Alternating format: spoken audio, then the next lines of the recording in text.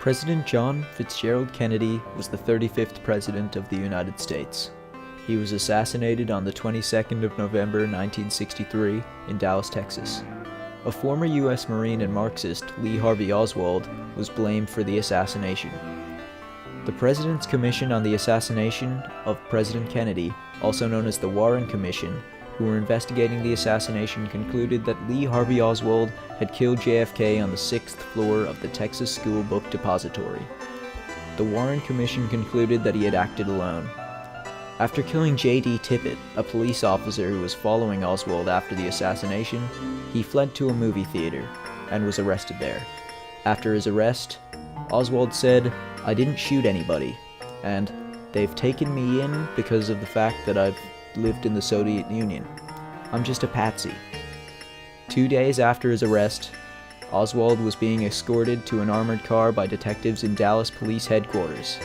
It was here when Jack Ruby, a nightclub owner, shot and killed Oswald before his trial.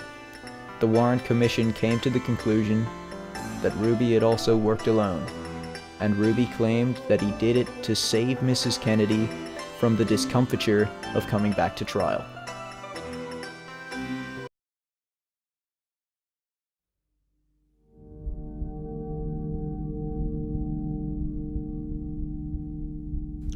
One of the more interesting and popular theories of the JFK assassination involves the CIA. There are many incidents involving the CIA and John F. Kennedy that support this theory, like his refusal to provide air support during the Bay of Pigs invasion, his plan to cut the agency's budget by 20%, and the belief that he was weak on communism. Due to these examples and many other incidents, many people believe that it was the CIA that were involved in the assassination of JFK.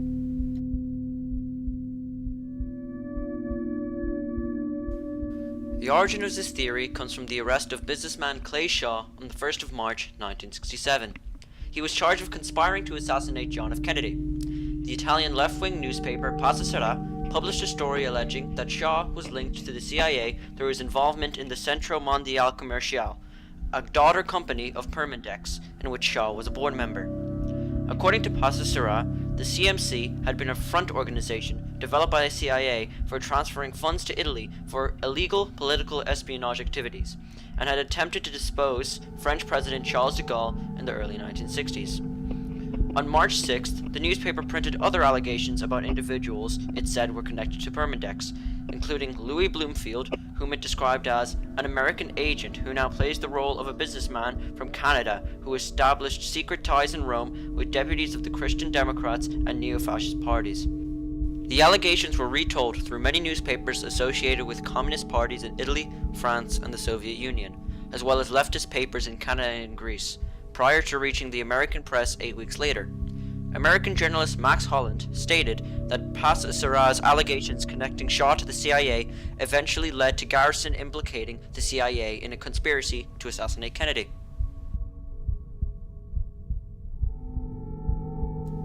Jim Garrison said anti-communist and anti-Castro extremists in the CIA plotted the assassination of Kennedy to maintain tension with the Soviet Union and Cuba, and to prevent a United States withdrawal from Vietnam.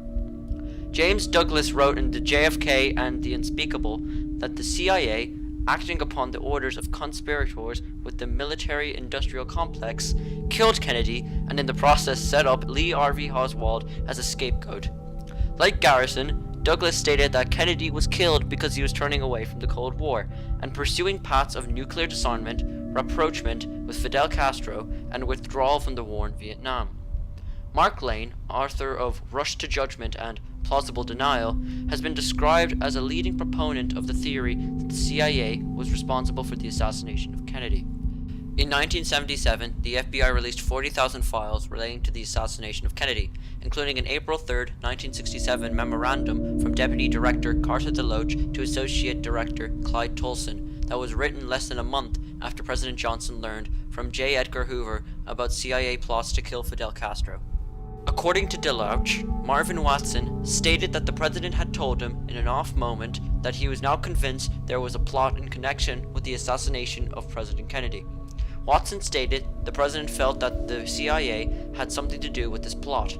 Questioned during the Church Committee hearings by Senator Richard Schweiker in 1975, DeLoach told Schweiker that he felt that Watson's statement was sheer speculation.